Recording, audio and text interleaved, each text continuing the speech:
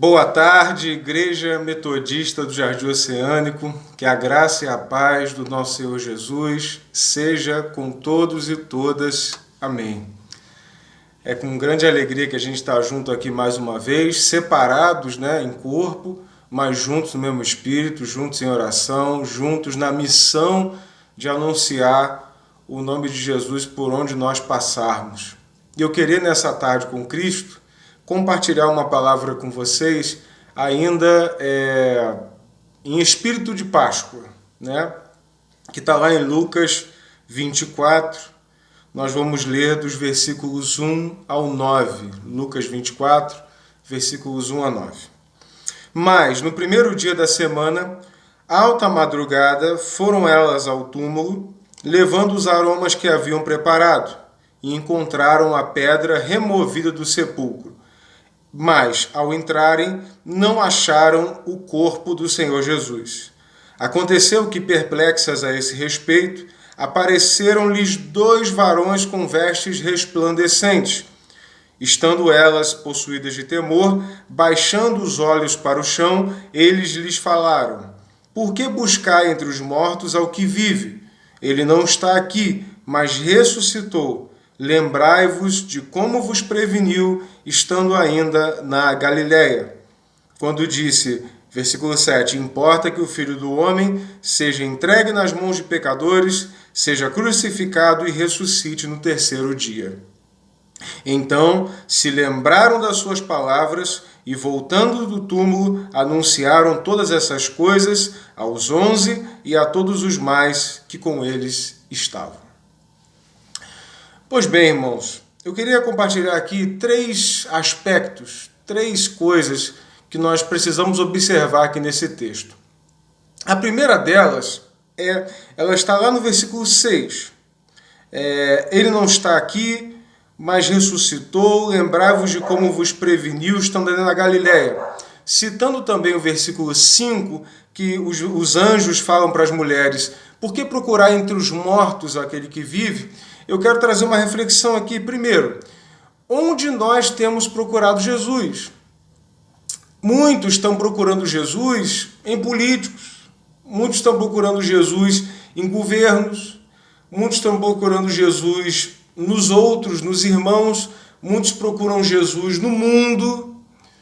E o fato é que nós, muitas das vezes, temos procurado Jesus nos lugares errados.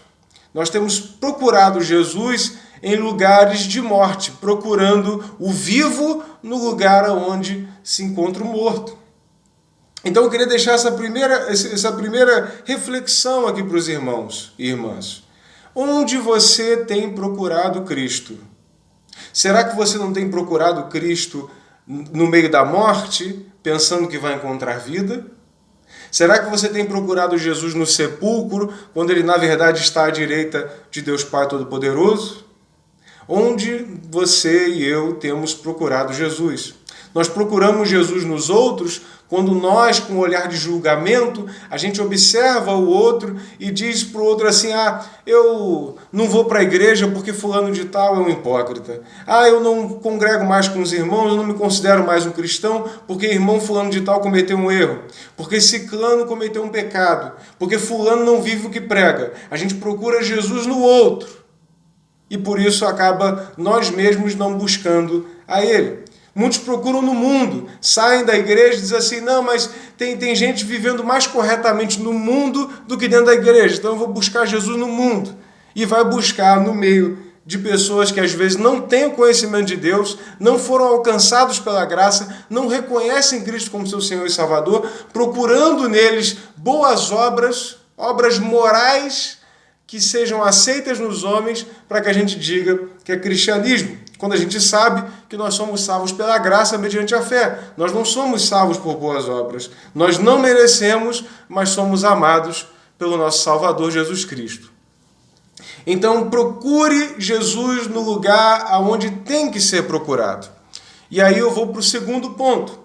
O lugar certo de procurar Jesus é na palavra. E aí eu cito aqui versículo 6 e versículo 7, quando os anjos dizem para aquelas mulheres, lembra de como Jesus vos preveniu. Ou seja, lembre das palavras de Jesus. E aí eu digo, qual é o lugar certo para se procurar Jesus? O lugar certo é na palavra de Deus. Não procure Cristo nos falsos profetas, não procure Cristo em sermões recheados de retórica e de humanismo, procure Cristo na palavra. E se o sermão tem Cristo nele, aí sim você pode ouvir o sermão, você pode ouvir a reflexão, você pode participar dela. Mas o lugar certo de procurar Jesus é na palavra de Deus. Aí você pode me dizer, pastor, mas e aqueles que pecam ao meu redor? E aqueles que estão cometendo erros? Cada um vai estar com Deus e vai ser julgado devidamente segundo as suas obras. Não cabe a nós fazer esse tipo de juízo. Esse juízo cabe exclusivamente a Deus. Ele é o justo juiz, segundo a palavra. O que nós temos que fazer é a nossa parte. É nós buscarmos a Cristo. É nós fazermos a nossa parte. E deixar que Deus, com certeza, vai fazer a dele. Mas o lugar certo de buscar Cristo Jesus é na palavra de Deus. É na palavra de Deus. E eu te convido essa semana a você pegar os textos bíblicos citados aqui nos sermões que o pastor Luiz Paulo, o pastor Brilhante e eu publicamos e medite sobre eles. Faça uma meditação cuidadosa, versículo por versículo. Peça ao Espírito Santo inspiração, para que ele venha te dar a revelação desses textos e que você venha ser alimentado das palavras de vida eterna. E essas palavras de vida eterna nós só encontramos na Bíblia. E o terceiro e último,